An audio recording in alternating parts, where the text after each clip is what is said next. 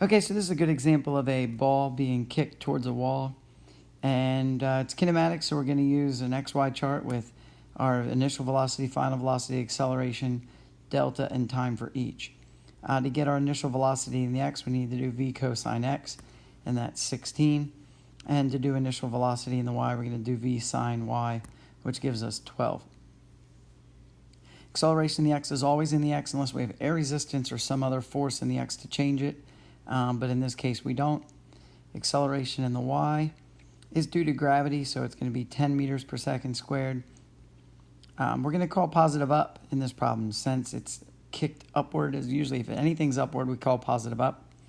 And since gravity is down, that makes it a negative 10 meters per second squared for our gravity.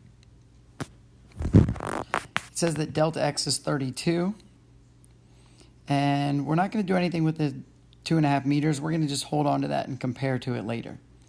So we want to know when we get to the plane of the fence. That's when this problem is going to end. That's where we want to pause the motion or stop the motion.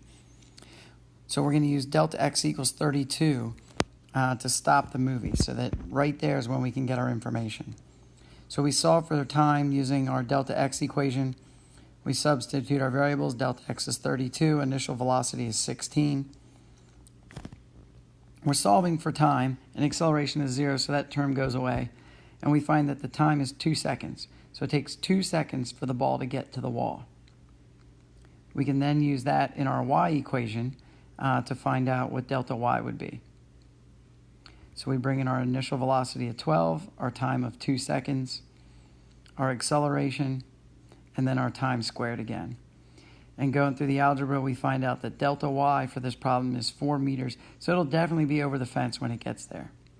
We subtract off the 2.5 meters of the fence, and we find out that it will be 1.5 meters over the fence. Then in part C, it wants to know the velocity when it reaches the plane of the fence. Remember that velocity is speed and direction. We need to have both of those things. So we have our speed in the x and in the y, and that'll give us our final velocity. So velocity in the x is going to stay the same since there's no acceleration, so it's still moving 16 meters per second forward. We can find our final velocity in the y by doing the initial velocity plus acceleration times time, and we find out that that's 8 meters per second down. We do Pythagorean theorem with this, and we find that the final velocity is 17.9 meters per second. We still need to find the angle. We know that the tangent of the angle is opposite over adjacent, which is our y over our x value.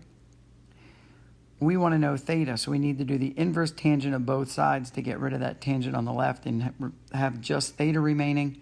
And if we do the inverse tangent of y over x, or inverse tangent of 8 over 16, that tells us that the angle is 26 degrees, and since it points down, we're going to use below the horizontal axis.